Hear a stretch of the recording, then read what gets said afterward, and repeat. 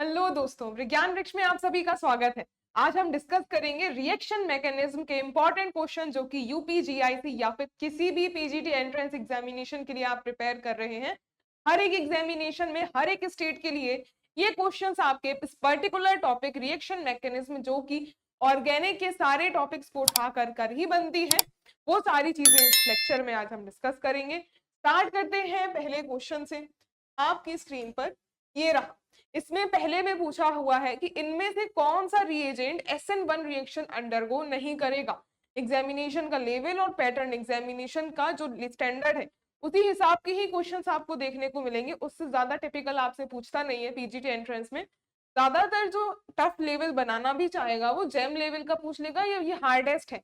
इसके अलावा आपसे ज्यादातर 11th-12th लेवल के ही क्वेश्चंस पूछे जाते हैं। जैसे इसमें बोला है कि किसमें SN1 reaction undergo aromatic SN1 reaction, और एरोमेटिक SN1 रिएक्शन SN1 और AR रिएक्शन। तो अगर फर्स्ट वाला देखो SN1 है तो सबसे पहली चीज एरोमेटिक रिंग में होगा तो ये N2 पॉजिटिव निकलता है। N2 निकल जाता है और ये यहाँ पे रिएक्ट करके तुरंत रिएक्शन करवा देगी। तो इस केस में जब ये आपको डाइजोनियम काइंड ऑफ सिस्टम दिखे तब ये SN1 AR रिएक्शन शो करेंगे। अगले केस में अगर कोई भी हेलो बेंजीन रिंग दी हुई है तो ये सिस्टम्स दिखाते हैं सब्स्टिट्यूशन रिएक्शन। ये सब्स्टिट्यूशन दिखाएंगे, इनमें नहीं होगी SN1 रिएक्शन। और अगर ये फ्लोरो ग्रुप है और इलेक्ट्रॉन विथड्रॉइंग ग्रुप्स अटैच्ड है, इलेक्ट्रॉन विथड्रॉइंग ग्रुप जब होते हैं तो ये वाले केसेस सब्स्टिट्यूशन रिएक्शन नहीं दिखाएंगे, उसमें कार्बन आयन इंटरमीडिएट का फॉर्मेशन होता है और ये SN1 रिएक्शन शो नहीं करेंगे। और लास्टली SO3Na में भी ये आयोनिक कंपाउंड है और यहाँ से भी आपको कोई कार्बोकैटायन का जनरेशन नहीं फॉर्म होता हुआ दिखेगा और सिर्फ फर्स्ट वाले केस में ही SNAR रिएक्शन दिखेगी। अगले क्वेश्चन में अब ये एल्कीन में B2H6 सो हाइड्रोबोरेशन ऑक्सीडेशन रिएक्शन करवाई जा रही है। दिस इज हाइड्रोबोरेशन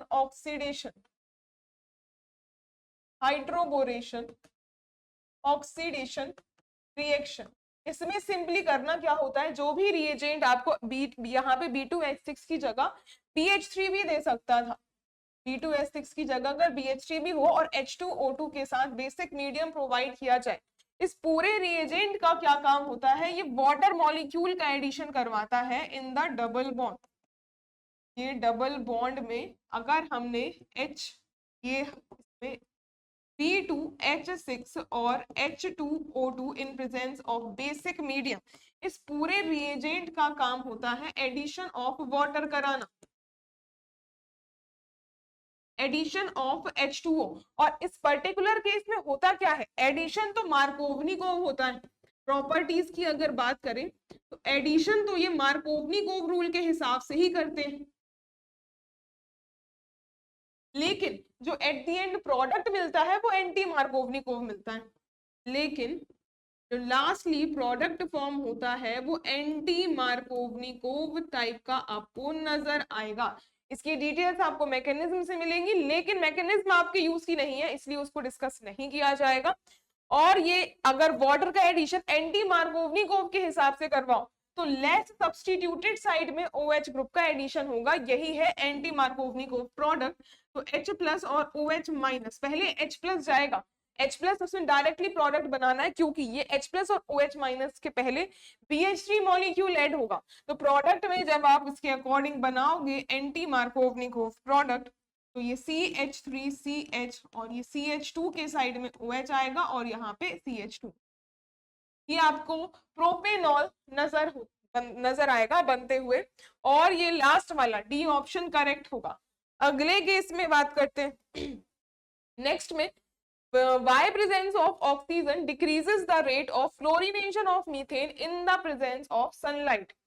तो ये रिएक्शन किसकी रिएक्शन की बात हो रही है कि जो मीथेन है CH4 का chlorination in presence of sunlight, तो CH3Cl का फॉर्मेशन होता है। अगर ऑक्सीजन आ जाए तो इसका रेट कम हो जाएगा। और ऐसा क्यों होगा, ऐसा इसलिए होता है तो इसकी मैकेनिज्म क्यों देखो, अगर तो जो दो क्लोरीन के मॉलिक्यूल्स हैं ये टूटकर सनलाइट के प्रेजेंस में दो क्लोरीन के रेडिकल्स देंगे। इसमें जो इसके बाद CH4 मॉलिक्यूल वो टूटेगा और H रेडिकल और CH3 रेडिकल जनरेट होगा। इसके साथ साथ जो बोला है, अगर ऑक्सीजन ये टूट करके दो O रेडिकल्स का जनरेशन, पर ये जो ऑक्सीजन है ये मॉलिक्यूल, इसमें क्या होगा, इस ऑक्सीजन मॉलिक्यूल से ये CH3 रेडिकल रिएक्ट करेगा। CH3 रेडिकल ये ऑक्सीजन डबल बॉन्ड के साथ बॉन्ड फॉर्म करके ये रेडिकल टूटेगा, ये इसके साथ कंबाइन करके CH3O और ये इस तरीके का पर ऑक्साइड वाला रेडिकल जनरेट कर लेगा। अब इसमें से पर्टिकुलर ये रिएक्शन बहुत ज्यादा फास्ट हो जाती है, दैट्स व्हाई अब ये क्लोरीन से रिएक्शन का रेट घट जाएगा। तो पर्टिकुलरली इस इंटरमीडिएट के जनरेशन से बिकॉज ऑफ दिस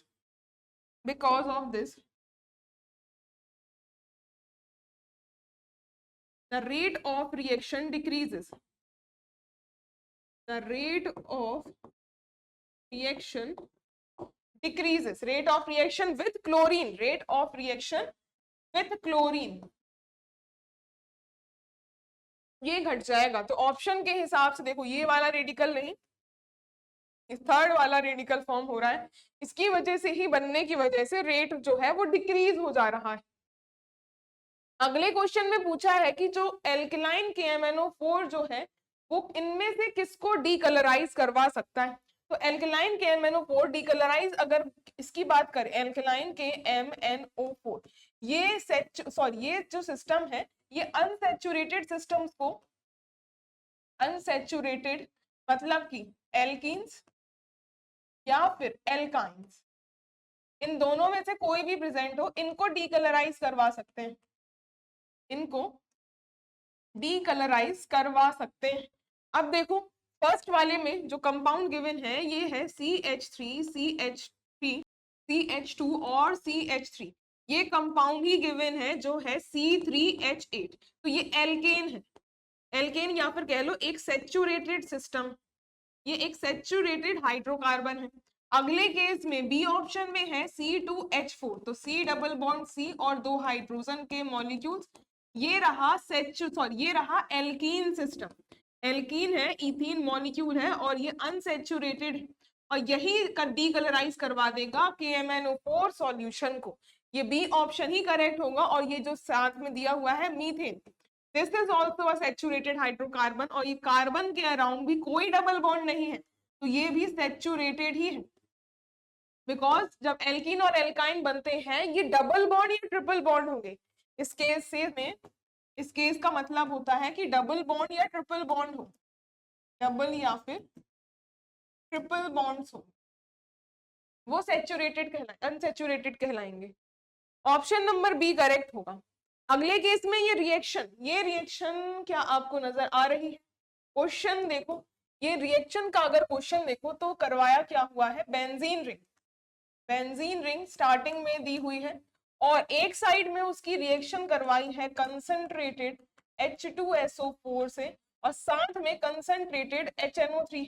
अच्छा, पहले HNO3 दिया हुआ है, ये इसमें एक साइड रिएक्शन करवा के कंसंट्रेटेड HNO3 और साथ में लिया है कंसंट्रेटेड H2SO4, इससे बन रहा है ए प्रोडक्ट। और एक ही रिएक्शन फर्दर करवाई है bromine in presence of FeBr3 और उससे मिला है X, और दूसरी तरफ रिएक्शन करवाई हुई है Br2 और साथ में है FeBr3, इससे मिला बी प्रोडक्ट।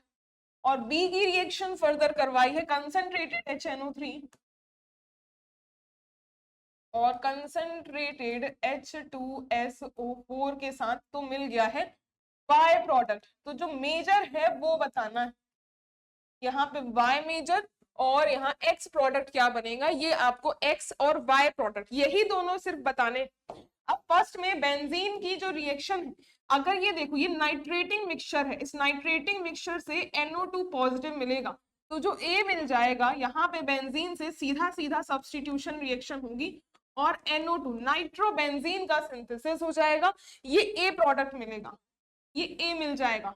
A की रिएक्शन अगर Br2 in presence of FeBr3 करवाते तो उस केस में ब्रोमीन आके सब्स्टिट्यूट होगा। अब ब्रोमीन की पोजीशन कहाँ आकर जुड़ रहा है ये नाइट्रो ग्रुप डिसाइड करेगा, और ये नाइट्रो होता है -M वाला, और -M ग्रुप्स जो होते हैं वो कहलाते हैं मेटा डायरेक्टर्स। ये मेटा डायरेक्टर्स कहलाते हैं। मेटा डायरेक्टर्स क्यों? बिकॉज ये ऑर्थो पैरा पोजीशन में इलेक्ट्रॉन डेंसिटी घटा देते हैं, तो उस जगह को छोड़कर सिर्फ मेटा ऐसी बचती है जहां न्यूक्लियोफाइल अटैक कर पाए। तो जो Br- आता है वो आता है मेटा पोजीशन पे, ये आ जाएगा मेटा प्रोडक्ट। अब इसी तरीके से दूसरा ऑप्शन देखो, यहाँ दूसरी साइड की रिएक्शन, तो इसमें अब ये पहले हमें ब्रोमिनेशन करवा दिया, तो सीधा सीधा बी प्रोडक्ट में ब्रोमीन यहाँ पे आप बेंजीन रिंग में ऐड कर दो, ये बी प्रोडक्ट बनेगा। इसके बाद जब कंसंट्रेटेड HNO3 और कंसंट्रेटेड H2SO4 नाइट्रेटिंग मिक्सचर से रिएक्शन करवाओगे, NO3 positive sorry NO2 positive जो आएगा, ब्रोमीन जो है ये होता है ऑर्थो पैरा डायरेक्टिंग, ये है ortho para directing group, because ये +M इफेक्ट दिखाता है, ये +M दिखाएगा, ऑर्थो पैरा डायरेक्टर होगा, इसी वजह से ऑर्थो पे भी प्रोडक्ट बन सकता है, ऑर्थो पे भी प्रोडक्ट बन सकता है। एक तो यहाँ पे आएगा तो ये NO2, और साथ में पैरा पे भी प्रोडक्ट बन सकता है, ये रहा पैरा वाला प्रोडक्ट। लेकिन पूछा था मेजर वाला, मेजर वाला होता है para due to steric factor. ये जो पैरा वाला प्रोडक्ट बनता है ये मेजर बनता है because of steric factor, steric factor की वजह से ये मेजर प्रोडक्ट बनेगा। ऑप्शंस में देखिए, ये बना हमारे एक्स प्रोडक्ट में और ये बन गया है वाई प्रोडक्ट जो मेजर कहलाएगा। ऑप्शंस में देखो मेटा प्रोडक्ट, ये ऑप्शन ये सारे कट जाएंगे और लास्ट में ऑप्शन देखोगे ऑप्शन एलिमिनेट ही हो जाएंगे, सिर्फ एक ही रिएक्शन अगर आप आगे बढ़ा पाते हो, बी ऑप्शन करेक्ट होगा। और इसमें देख सकते हैं वाई वाला पैरा मेजर यहाँ गिवन है। अगला देखिए, और ये जो क्वेश्चन था ये जीआईसी का ही क्वेश्चन है तो बहुत इंपॉर्टेंट है आपके लिए। अगले क्वेश्चन की बात करते हैं। नेक्स्ट क्वेश्चन में SN2 रिएक्शन के रिगार्डिंग इनमें से कौन सी स्टेटमेंट करेक्ट गिवन है, एंड ये भी जीआईसी का ही क्वेश्चन है, गवर्नमेंट इंटर कॉलेज का ही क्वेश्चन है। अब SN2 रिएक्शन की प्रॉपर्टीज देखो, they are by molecular reaction, बिल्कुल SN2 ये होती है substitution, substitution nucleophilic second order reaction, second order reaction, ये सेकेंड ऑर्डर की रिएक्शन है। इसके अलावा जैसे सेकेंड ऑर्डर रिएक्शन है तो ऑर्डर इनका 2 है, बाई मॉलिक्यूलर रिएक्शन ही होती है, बिकॉज जैसे कोई एल्किल हैलाइड है तो जो न्यूक्लियोफाइल आता है, न्यूक्लियोफाइल आता है ये दोनों के ही रेट पे, ये दोनों का ही एडिशन यहाँ पे होता है, इसलिए ये दोनों मॉलिक्यूल्स इसके रेट में इन्वॉल्व होते हैं, दैट्स व्हाई ये होती है बाई मॉलिक्यूलर रिएक्शन। तो ये स्टेटमेंट होगा बिल्कुल करेक्ट, बिकॉज इसका जो रेट होता है वो बराबर रेट कांस्टेंट और इसमें एल्किल हैलाइड पे भी डिपेंड करता है और साथ के साथ न्यूक्लियोफाइल पे भी डिपेंड करेगा। तो R न्यूक्लियोफाइल और X माइनस यहाँ निकल जाएगा दूसरे सॉल्वेंट के साथ। अब ये दोनों में ही डिपेंड कर रहा है तो बाई मॉलिक्यूलर ही होंगी। They proceed via complete inversion of configuration, और ये जो रिएक्शन होती है न्यूक्लियोफाइल बैक साइड से अटैक करता है, तो आप इसको अगर बेटर अंडरस्टैंडिंग के लिए समझें तो ये न्यूक्लियोफाइल लिख लो और ये R आप इस तरीके से लिख सकते हैं। तो यस ये इन्वर्जन ही देता है, ये रेट होता है और इसमें इन्वर्जन भी होता है, इसमें इन्वर्जन भी देखने को मिलेगा, तो सेकंड ऑप्शन भी करेक्ट है। They involve the formation of intermediate, इसमें कोई इंटरमीडिएट नहीं बनता, इसमें ट्रांजिशन स्टेट बनती है, इसमें ट्रांजिशन स्टेट का फॉर्मेशन होता है। अगर इसमें ऑप्शंस में देखो, अगर जैसे कि मान लीजिए CH3 और X को हमने ले लिया और न्यूक्लियोफाइल, तो होता क्या है, ये जो कार्बन इसके अराउंड अगर कॉन्फ़िगरेशन देखिए, ये मान लीजिए CH, ये हाइड्रोजन और ये हाइड्रोजन, एक साइड में है न्यूक्लियोफाइल, सॉरी एक साइड में इसमें X ग्रुप जो ऑलरेडी प्रेजेंट था और ये दूसरे साइड से आ रहा होता है न्यूक्लियोफाइल, तो ये इससे जुड़ता है और ये इससे टूटता चला जाता है, ये एक जुड़ता जाता है और दूसरा ये बॉन्ड का ब्रेक हो रहा होता है, ये बॉन्ड का फॉर्मेशन हो रहा होता है और ये एक इंटरमीडिएट नहीं, ये एक तरीके की ट्रांजिशन स्टेट बनती है इसमें, ये एक तरीके की ट्रांजिशन स्टेट बनती है, और ट्रांजिशन स्टेट इमेजिनरी होती है और इंटरमीडिएट जो होते हैं वो रियल होते हैं। इसके बाद फाइनली जो प्रोडक्ट बन जाएगा, इसके बाद जो फाइनली प्रोडक्ट बन जाएगा ये Cl माइनस निकलता है और न्यूक्लियोफाइल जा करके CH3 ऐसा प्रोडक्ट देखने को मिल जाएगा। तो इसमें इंटरमीडिएट नहीं बनेगा, there is no rearrangement in them. Yes, कोई रीअरेंजमेंट होगा ही नहीं, टाइम ही नहीं है रीअरेंजमेंट का। जब इंटरमीडिएट बनता है तो वो SN1 का केस है जिसमें कार्बोकेटायन इंटरमीडिएट बनेगा और रीअरेंजमेंट होगा, उसके बाद जाकर के न्यूक्लियोफाइल अटैक करता है। ऑप्शंस में 1, 3rd और 4th, ये 3 ऑप्शंस करेक्ट होंगे। सॉरी, फर्स्ट, सेकंड और फोर्थ, फर्स्ट, सेकंड और फोर्थ ऑप्शंस करेक्ट होंगे। ये रहा डी ऑप्शन करेक्ट ऑप्शन। अगला देखिए, नेक्स्ट में है कि ethyl bromide on treatment with silver cyanide क्या बनेगा। सिल्वर साइनाइड के साथ इथाइल ब्रोमाइड मतलब C2H5 और है Br, इसकी रिएक्शन करवाई जा रही है सिल्वर साइनाइड के साथ। सिल्वर साइनाइड, इसमें अगर सिल्वर साइनाइड के साथ रिएक्शन होती है तो ये जो बॉन्ड होता है ये कोवेलेंट होता है, तो ये साइड नाइट्रोजन रिएक्टिव होती है, दैट्स व्हाई नाइट्रोजन की साइड से ये रिएक्शन होगी और C2H5 और ये नाइट्रोजन NC आइसोसाइनाइड का फॉर्मेशन होगा, ये बन जाएगा इथाइल आइसोसाइनाइड और साथ में AgBr निकल जाएगा। इसी के अलावा ये रिएक्शन कौन कैसे पूछी जा सकती थी, C2H5Br अगर यही KCN के साथ रिएक्शन करता तब क्या प्रोडक्ट बनता है, तब उस केस में C2H5 और Cn साइनाइड का ही फॉर्मेशन होगा और साथ में KCN सॉरी K और KBr निकल जाएगा। अब इसमें उल्टा क्यों हुआ, बिकॉज ये जो रिएक्शन है इस रिएक्शन में पोटेशियम पॉजिटिव और साइनाइड नेगेटिव, ये आयोनिक कंपाउंड है और आयोनिक मिक्स में कार्बन वाली साइड रिएक्टिव होती है, तो कार्बन के थ्रू सब्स्टिट्यूशन देखने को मिलेगा और ऊपर एक कोवेलेंट कंपाउंड है और ये नाइट्रोजन के साइड से रिएक्ट करता है, ये नाइट्रोजन के साइड से रिएक्ट करता है। इसको अगर ओपन करके और देखना चाहो तो ये जो सिस्टम है Ag और साइनाइड, ये ट्रिपल बॉन्ड कुछ इस तरीके से एग्जिस्ट करेगा और ये नाइट्रोजन के लोन पेयर यहाँ पे अटैक करेंगे और ये Br निकल जाएगा। ऐसा यहाँ कुछ आपको फंडा देखने को मिलेगा। तो ऑप्शंस में देखिए आइसोसाइनाइड का फॉर्मेशन हो रहा है, सी ऑप्शन करेक्ट हो जाएगा। अगला क्वेश्चन देखो, नेक्स्ट है कि इनमें से मिथाइल, हाँ अगर इसमें मिथाइल साइक्लोहेक्सेन का मोनोक्लोरिनेशन करवाते हो तो जो प्रोडक्ट होगा उसके पॉसिबल आइसोमर्स कितने होंगे। रिएक्शन करवाओगे अगर मिथाइल साइक्लोहेक्सेन CH3 और ये बेंजीन रिंग, मतलब एक बेंजीन नहीं सॉरी साइक्लोहेक्सेन रिंग, और इसका क्लोरीनेशन करवाया और साथ में कोई कंडीशन है मोनोक्लोरिनेशन है, क्लोरीनेशन अगर करवाते हो तो एक Cl ग्रुप यहाँ पे सब्स्टिट्यूट होगा, तो प्रोडक्ट कितने बन सकते हैं।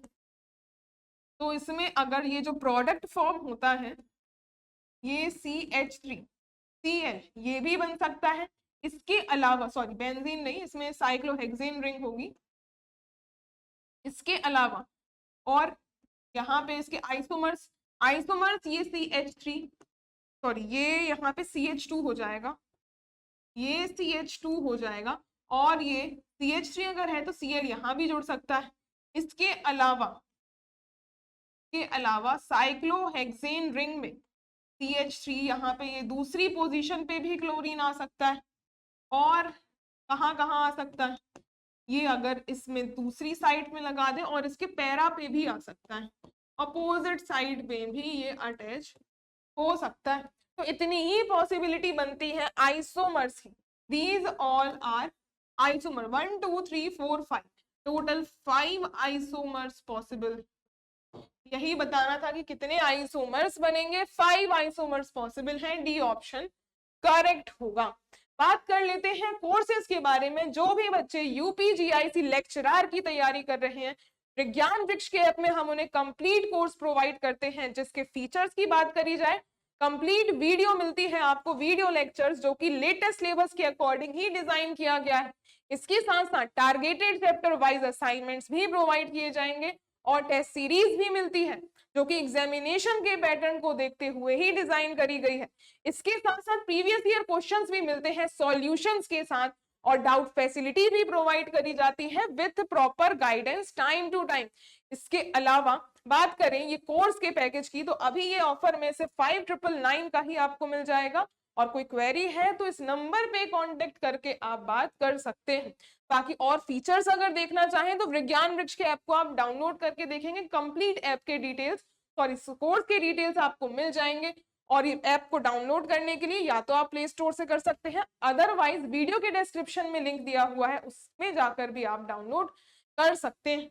आते हैं सेशन की तरफ। नेक्स्ट है अब क्वेश्चन, इनमें से SN1 रिएक्शन सबसे ज्यादा डिफिकल्ट किसमें होगी? SN1 रिएक्शन जो होती है उसमें एक ये फर्स्ट ऑर्डर रिएक्शन है, सब्स्टिट्यूशन फर्स्ट ऑर्डर रिएक्शन है। इसमें कार्बोकेटायन इंटरमीडिएट का जनरेशन होता है, और जो कार्बोकेटायन इंटरमीडिएट बना ये यहाँ से इसका रेट डिसाइड करेगा। क्यों? क्योंकि ये जो रेट ऑफ SN1 ये डायरेक्टली प्रोपोर्शनल होती है स्टेबिलिटी ऑफ कार्बोकेटायन के, स्टेबिलिटी ऑफ कार्बोकेटायन के डायरेक्टली प्रोपोर्शनल होगी।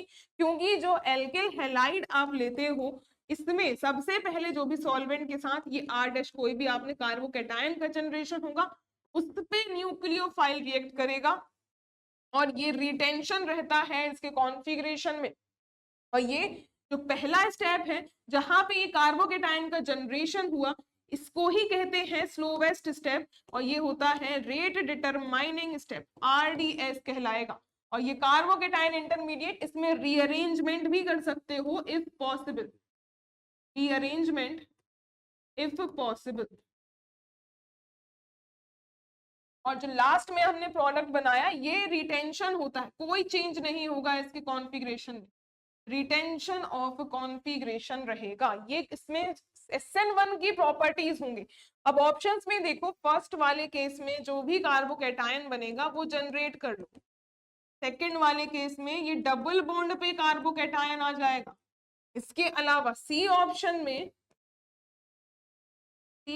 में ये रहा ब्रिज हेड पे कार्बोकेटायन, और डी ऑप्शन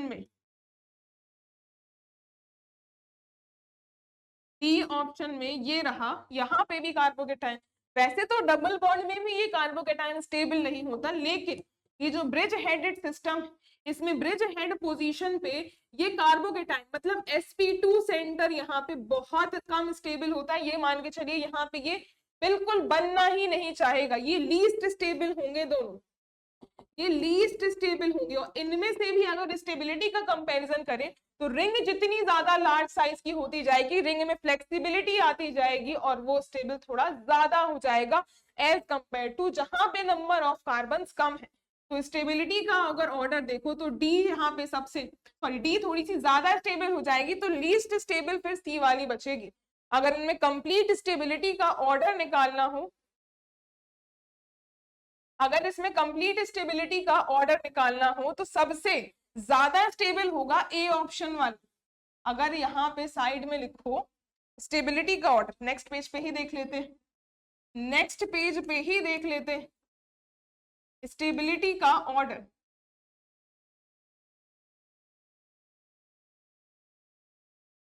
स्टेबिलिटी का ऑर्डर सबसे ज्यादा ए वाली और लीस्ट थी सी वाली, लीस्ट सी वाली स्टेबल थी, उसके बाद डी वाला था और ये बी वाला, उसका ए बी डी सी ये ऑर्डर होगा। लीस्ट पूछा था सी ऑप्शन करेक्ट हो जाएगा, लीस्ट पूछा है तो सी ऑप्शन उसमें हमने आई थिंक मार्क कर ही दिया था, देख लो एक बार। यस ये रहा सी ऑप्शन इसका लीस्ट स्टेबल। अगले क्वेश्चन पे आइए। नेक्स्ट क्वेश्चन में बात हो रही है the treatment of CH3MgX with, यहाँ पे ट्रिपल बॉन्ड दिया हुआ है और ये है प्रोपाइन सिस्टम, प्रोपाइन की, और CH3MgX है ग्रिग्नार्ड रिएजेंट, ये है एक ग्रिग्नार्ड रिएजेंट, और ग्रिग्नार्ड रिएजेंट एक तरीके का न्यूक्लियोफाइल की तरह वर्क करता है। रिएक्शन कैसे होगी, ये जो CH3 है डी ट्रिपल बॉन्डेड कार्बन और ये हाइड्रोजन, तो ये जो CH3MgX है इस इसका आप जब बॉन्ड ब्रेक करोगे तो ये जो मेटल है इसमें पॉजिटिव आता है और CH3 माइनस, तो इसमें जो बेस की तरह वर्क करता है या आप कह लो न्यूक्लियोफाइल, ये CH3 माइनस एक न्यूक्लियोफाइल की तरह वर्क करेगा। और ये जो एल्काइन सिस्टम में ट्रिपल बॉन्ड में अगर डायरेक्टली अटैच्ड हाइड्रोजन होते हैं तो ये बहुत एसिडिक होंगे, ये एसिडिक हाइड्रोजन होते हैं, दीज आर एसिडिक हाइड्रोजन्स। और एसिडिक हाइड्रोजन है तो ये H प्लस के फॉर्म में निकलेगा, यहाँ नेगेटिव आ सकता है। करना क्या है, पॉजिटिव नेगेटिव आयन को इंटरचेंज करा दो। ये वाली साइड ब्लॉक्ड है बिकॉज इस साइड कोई डायरेक्टली अटैच्ड हाइड्रोजन नहीं है इस कार्बन से, यहाँ डायरेक्टली अटैच्ड है, तो ये हाइड्रोजन रिप्लेस नहीं होगा। ऑप्शंस में अगर आप देखो रिप्लेस करवाते हो तो फाइनली CH3 कार्बन से ट्रिपल बॉन्ड, ये H में पॉजिटिव और ये CH3 ये जनरेट, सॉरी CH3 नहीं, नेगेटिव के साथ पॉजिटिव आएगा, नेगेटिव के साथ पॉजिटिव आएगा, तो इसके साथ MgX CH3 minus MgX positive, और जो CH3 माइनस है उसके साथ H प्लस जाके CH4 मीथेन का फॉर्मेशन हो जाएगा, ये मीथेन का फॉर्मेशन होता हुआ नजर आएगा। ऑप्शंस में आप देखिए, फर्स्ट में यहाँ भी देखो ये पर्टिकुलरली ऐसा कुछ नहीं बना है, यहाँ MgX होता तो फिर भी ये करेक्ट होता, और ना ही फर्स्ट ऑप्शन करेक्ट है, ये रहा लास्ट में मीथेन, ये करेक्ट ऑप्शन हो जाएगा। अगला क्वेश्चन देखिए, नेक्स्ट क्वेश्चन, अब ये एक पर्टिकुलर कंप्लीट रिएक्शन दी हुई है और पूछा है कि ये reaction can be explain by which mechanism, कौन सी मैकेनिज्म होगी, और ये अगर डबल दो R ग्रुप लगे हैं और उस कार्बन से OH है, मतलब कि ये सेकेंडरी एल्कोहल है, ये है सेकेंडरी एल्कोहल।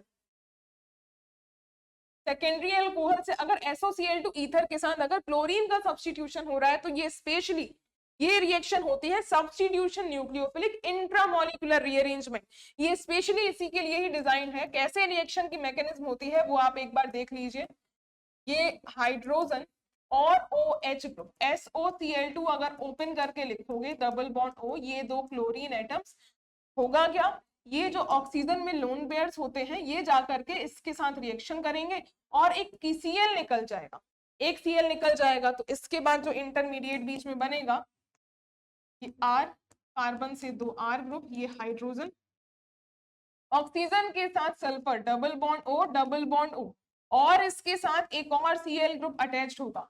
इसके बाद रिएक्शन कैसे प्रोसीड करती है, इसके बाद ये जो Cl, ये जो इसके साथ कार्बन ऑक्सीजन का बॉन्ड है ये टूटता है, ये जो कार्बन और ऑक्सीजन का बॉन्ड है इस रिएक्शन में, ये रिएक्शन होने के बाद ये इसके साथ रिएक्शन हुई, Cl माइनस इससे निकल जाएगा और फिर इसमें जो Cl माइनस निकला है ये इसके साथ जो H प्लस निकला है उसके साथ कंबाइन करेगा, HCl बन जाएगा।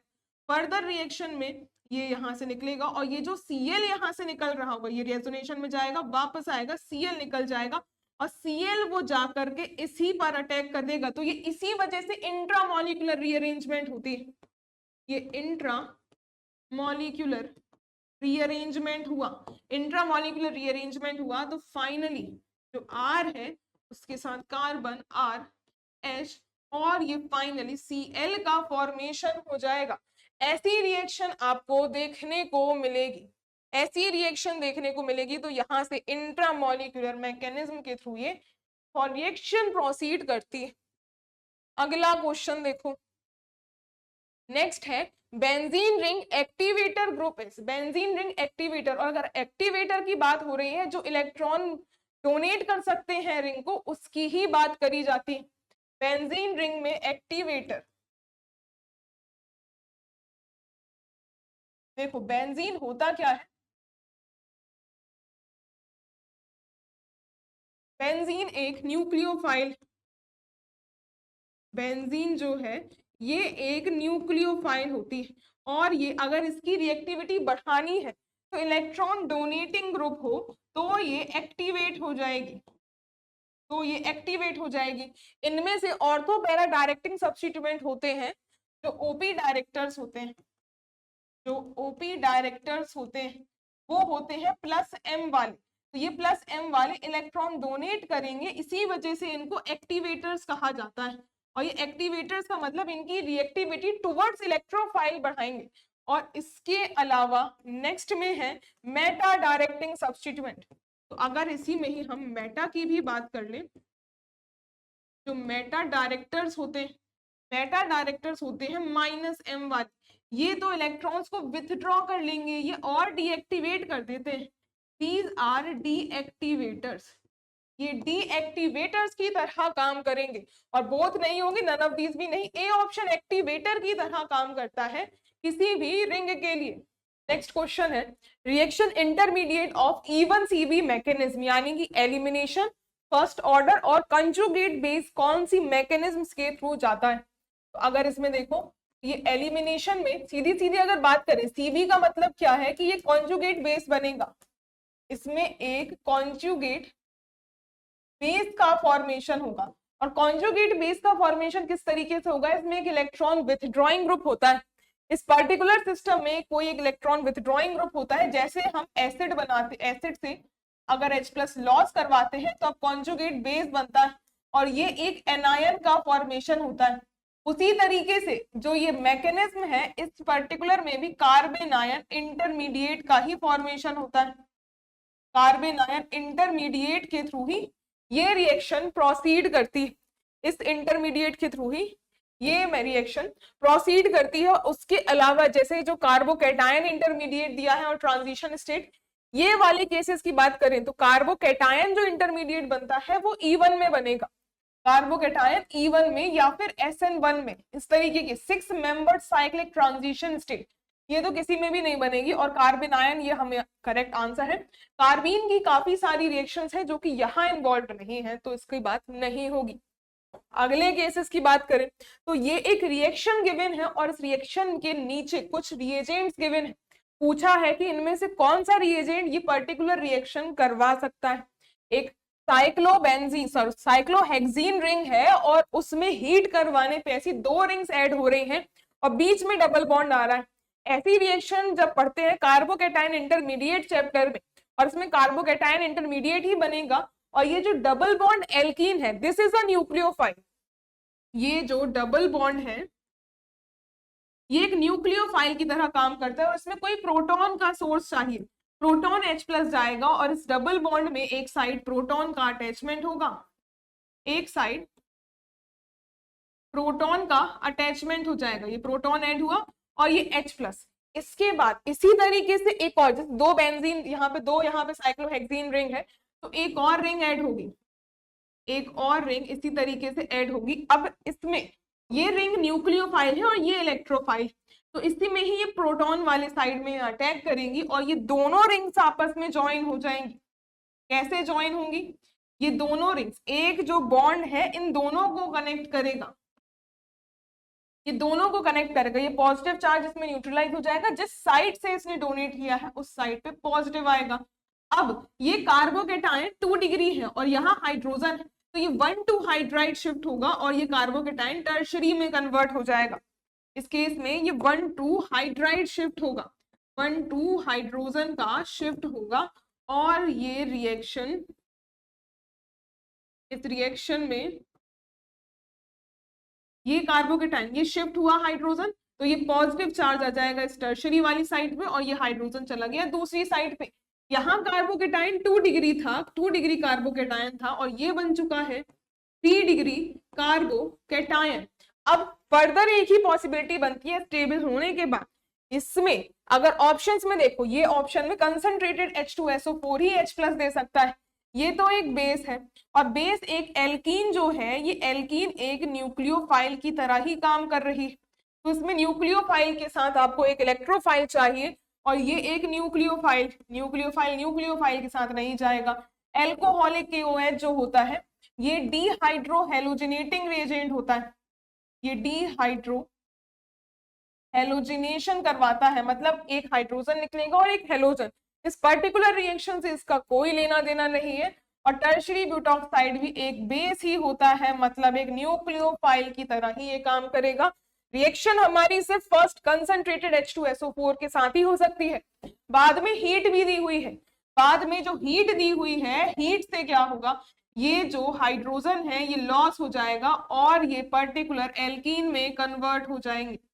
बीच में हाइड्रोजन लॉस होगा, यही डबल बॉन्ड आएगा और ये दोनों रिंग्स के बीच में डबल बॉन्ड, यही फाइनल प्रोडक्ट गिवन था जो कि सिर्फ एक ही रिएजेंट यहाँ पे करवा सकता है।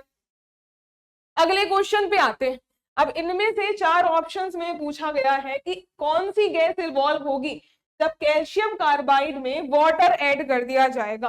तो कौन सी गैस इवॉल्व हो रही होगी रूम टेम्परेचर पे। कैल्शियम कार्बाइड CaC2 ये होती है कैल्शियम कार्बाइड, और इसकी रिएक्शन अगर वाटर के साथ करवा दो, H2O के साथ अगर रिएक्शन हो रही होती है तो कैल्शियम का हाइड्रोक्साइड बन जाएगा, और साथ में ये जो आयन है ये कैल्शियम 2 पॉजिटिव है इसमें, और C2 2 माइनस, और ये जो C2 2 माइनस आयन है ये इसमें एल्काइन है, और ये ऐसा कुछ नजर आता है। और ये जो एल्काइन है इसके वाटर के मॉलिक्यूल यहाँ से एक्सचेंज हो जाते हैं, और यहाँ पे ये जो एनायन फॉर्मेशन हुआ है इसी से ही पर्टिकुलर ये वाटर से मिलेंगे H+ और OH माइनस आयन, तो ये दोनों H+ को गेन कर लेगा और इसके गेन से मिल जाएगी, और ये OH minus calcium positive pay चले जाएंगे, ये मिल जाएगी कार्बन ट्रिपल बॉन्ड पे दोनों साइड H+ ऐड हो जाएंगे, और ये मिल जाएगी एसिटिलीन।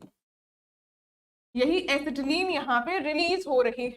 ऑप्शन में ये रिएक्शन रूम टेम्परेचर पे ही होती है, दैट मीन्स 25 डिग्री सेंटीग्रेड पे, और ये बन जाएगा एसिटिलीन मॉलिक्यूल। एसिटिलीन मॉलिक्यूल, और यही गैस होती है, गैसियस फॉर्म में ये रिलीज हो जाएगी। नेक्स्ट, अब यहाँ पे 3 रिएक्शंस हैं, सॉरी 4 रिएक्शंस हैं, तो चारों रिएक्शंस में से कौन सी रिएक्शन फ्री रेडिकल पाथवे से प्रोसीड कर रही होगी। फर्स्ट के केस में डबल बॉन्ड में डायरेक्ट ब्रोमिनेशन करवाया है, ये रिएक्शन होती है ब्रोमिनेशन, और सीधा सीधा ब्रोमीन का एडिशन होता है। ये रिएक्शन में देखो आप हो रहा है एडिशन ऑफ Br2, और ये एक ब्रोमोनियम इंटरमीडिएट बनता है। ब्रोमोनियम में ब्रोमोनियम वो भी Br पॉजिटिव ये अटैक करता है, और इसी का ही इंटरमीडिएट बनता है, इसी का ही इंटरमीडिएट बनता है। और अगर थोड़ी सी मैकेनिज्म की भी बात कर ले तो ये CH डबल बॉन्ड CH2 और जो Br में ये दोनों Br के मॉलिक्यूल्स हैं, तो इसमें से जो डबल बॉन्ड है ये न्यूक्लियोफाइल है, तो पॉजिटिव वाला पार्ट ही अटैक करता है। और कैसे अटैक करेगा, ये 3 मेंबर की रिंग काइंड ऑफ बन जाती है। ये एक 3 मेंबर, एक बॉन्ड टूटा और इसके साइड से ये Br इसके बीच में पॉजिटिव, और फर्दर जो दूसरा Br माइनस है वो दूसरी साइड से आएगा, और ये फर्दर एंटी एडिशन रिएक्शन होती है। ये एंटी एडिशन रिएक्शन होती है, तो ये Br अगर ऊपर से आया ये रहा Br, तो आप देख सकते हैं इसमें कहीं पे भी रेडिकल की बात नहीं, रेडिकल की बात नहीं, और ये पढ़ा भी जाता है कार्बोकेटायन इंटरमीडिएट वाले चैप्टर में। तो इसमें से तो कोई भी फ्री रेडिकल जनरेट नहीं हो रहा, देख सकते हैं कि इसमें रेडिकल मैकेनिज्म के थ्रू ही प्रोसीड करना है। अगले में देखो HOCl की रिएक्शन, और सीधा सीधा OH नेगेटिव और Cl पॉजिटिव का एडिशन हुआ है, तो ये भी सीधा सीधा एडिशन रिएक्शन ही है, और इसमें भी आपको कोई भी रेडिकल इंटरमीडिएट जनरेट होता हुआ नजर नहीं आएगा। इसमें भी कोई रेडिकल इंटरमीडिएट जनरेट होता हुआ नजर नहीं आएगा। कैसे, ये देखो अगर सेकंड में भी देखना चाहो तो CH डबल बॉन्ड CH2 और जो Cl HOCl में ये है OH माइनस और Cl पॉजिटिव, पहले Cl पॉजिटिव वाला पार्ट आएगा, तो इसमें पहले जो Cl पॉजिटिव वाला पार्ट आएगा वो इसके साथ Cl के साथ ये पॉजिटिव, और दूसरा फिर OH माइनस आकर के अटैक करेगा, और ये रिएक्शन CH2 के साथ OH लग जाएगा और दूसरे साइड में Cl लग जाएगा। बिल्कुल एज इट इज रिएक्शन आप देख सकते हैं, कहीं पे भी कार्बोकेटायन जनरेट नहीं, सॉरी रेडिकल जनरेट नहीं हुआ है। थर्ड केस में है ये प्रोपीन और HBr पेरोक्साइड, HBr पेरोक्साइड, यानी कि ये पर्टिकुलर रिएक्शन है एंटी मार्कोवनिकोव प्रोडक्ट देगी, और जिसको खराश इफेक्ट भी कहा जाता है, और यहाँ से जो रेडिकल मैकेनिज्म के पाथवे से ही प्रोसीड करती है। थोड़ा सा इसका डिटेल समझते हैं। प्रोपीन मॉलिक्यूल गिवन था, ये प्रोपीन मॉलिक्यूल गिवन था, रिएक्शन HBr की H2O2 के साथ हो रही है, पेरोक्साइड मॉलिक्यूल के साथ एंटी एडिशन रिएक्शन होती है, और ये एंटी मार्कोवनिकोव प्रोडक्ट्स बनता है, एंटी मार्कोवनिकोव प्रोडक्ट बनेगा, और एडिशन भी एंटी मार्कोवनिकोव ही होती है, और ये मैकेनिज्म प्रोसीड करती है फ्री रेडिकल पाथवे से। ये रिएक्शन प्रोसीड करती है फ्री रेडिकल पाथवे से। जनरली मार्कोवनिकोव के अकॉर्डिंग मोर सब्स्टिट्यूटेड साइट में Br ग्रुप अटैच्ड होता है, लेकिन इसमें एंटी मार्कोवनिकोव एडिशन, जिसको हराश इफेक्ट भी कहा जाता है, हराश इफेक्ट भी कहते हैं, या फिर इसको पर ऑक्साइड इफेक्ट भी कहा जाता है।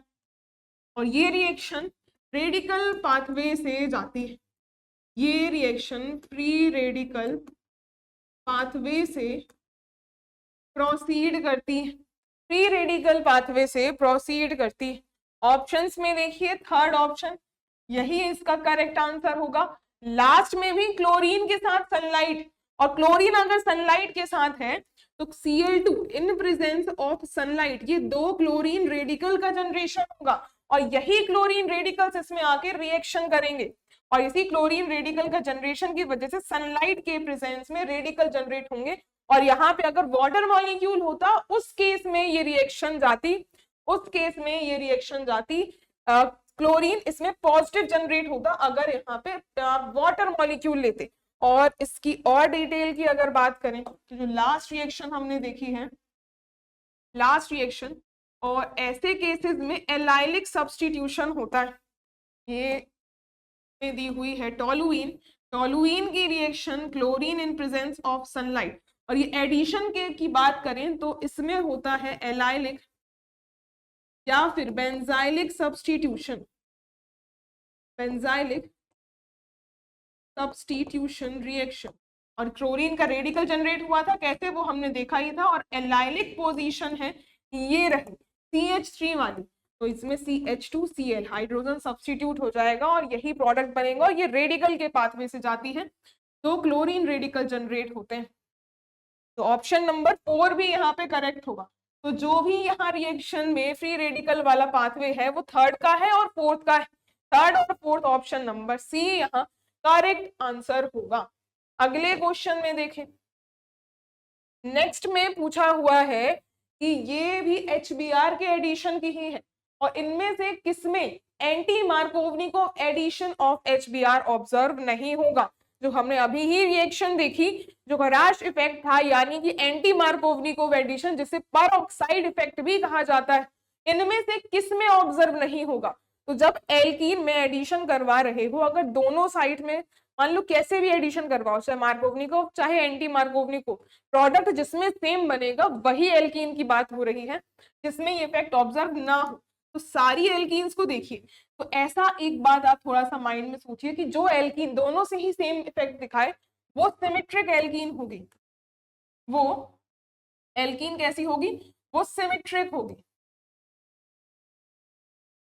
वो सिमेट्रिक एल्कीन होगी। और हमें सिमेट्रिक एल्कीन ही यहाँ से ढूंढनी है, सिमेट्रिक एल्कीन ही यहाँ से ढूंढनी है। ब्यूटीन जैसे है तो CH3 CH double bond CH और ये रहा CH3। और बी ऑप्शन में देखिए, बी ऑप्शन में अगर ब्यूट टू इन तो ये सॉरी ब्यूट 1 इन है, ये ब्यूट 2 इन था, तो ब्यूट 1 इन में ये ऐसा रिएक्शन देखिए CH2 और ये रहा CH3, ये 1 पोजीशन पे इन ग्रुप है। और पेंट 2 इन, ये सी ऑप्शन में पेंट में CH3 और दूसरी पोजीशन पे ही डबल बॉन्ड है, तो CH double bond CH CH2 और ये रहा CH3, ये 5 कार्बन, तो पेंट 2 इन हो गया। और लास्ट में है propene CH3 CH double bond CH2, ये है प्रोपीन। हमने सिमेट्रिक एल्कीन ढूंढनी थी, सिमेट्रिक एल्कीन का केस देखो, ये है सिर्फ फर्स्ट वाले केस में दोनों साइड ही एक से आपको एल्किल ग्रुप्स देखने को मिलेंगे, ऐसी ही एल्कीन कहलाती है सिमेट्रिक सिस्टम। और इसकी अगर रिएक्शन ये अगर मार्कोवनिकोव रूल के अकॉर्डिंग अगर इसमें HBr का एडिशन होता है तो फिर प्रोडक्ट आप कहीं से भी रिएक्शन करवा लो, चाहे यहाँ Br सब्स्टिट्यूट करवाओ चाहे यहाँ, प्रोडक्ट देखिए क्या बनेगा, प्रोडक्ट CH3 CH CH और CH3 एडिशन। मान लीजिए कोई भी साइड, दोनों ही इक्वल साइड है, कोई भी ज्यादा सब्स्टिट्यूटेड नहीं है, कोई भी लेस सब्स्टिट्यूटेड नहीं है, इस केस में भी यही प्रोडक्ट बनेगा। और अगला इसमें HBr के साथ H2O2 भी डाल देते हैं, मतलब कि परऑक्साइड इफेक्ट वाला, तो इस केस में भी सेम ही प्रोडक्ट देखने को मिलेगा। तो यही ऐसा केस है सिमेट्रिक वाला जहां आप डिफाइन ही नहीं कर सकते कि कौन सी ज्यादा स्टेबल कार्बोकेटायन का फॉर्मेशन देगी। तो यही पूछा हुआ था, इस केस में ही एंटी मार्कोवनिकोव इफेक्ट देखने को नहीं मिलेगा। और बाकी सभी केसेस में बाकी सभी केसेस में दोनों साइड एल्किल ग्रुप्स डिफरेंट हैं, तो आप डिफाइन कर सकते हो कि कहाँ H+ जाए, कहाँ स्टेबल ज्यादा हो, वही अटैक मार्कोवनिकोव होगा और उल्टा उसी का एंटी मार्कोवनिकोव हो जाएगा। ब्यूट-2-ईन इसका करेक्ट आंसर हो जाएगी। नेक्स्ट क्वेश्चन में, अब ये यूपीपीसीएस प्री का क्वेश्चन है और ऑप्शंस में गिवन है कि इनमें से कौन सा रिएजेंट ग्रिग्नार्ड के साथ रिएक्ट करेगा, इनमें से कौन से कंपाउंड्स ग्रिग्नार्ड रिएजेंट के साथ रिएक्शन शो कर रहे होंगे। ग्रिग्नार्ड की हमने देखी थी ट्रिपल बॉन्ड के साथ, ट्रिपल बॉन्ड के साथ जब एसिडिक प्रोटॉन प्रेजेंट था उस केस में वो प्रोटॉन एसिडिक है और सीधा सीधा रिएक्शन दे रहा था ग्रिग्नार्ड के साथ। फर्स्ट ऑप्शन में देखो इसमें कोई एसिडिक प्रोटॉन नहीं है, ये डबल बॉन्ड है, यहाँ कोई ऐसी रिएक्शन नहीं है।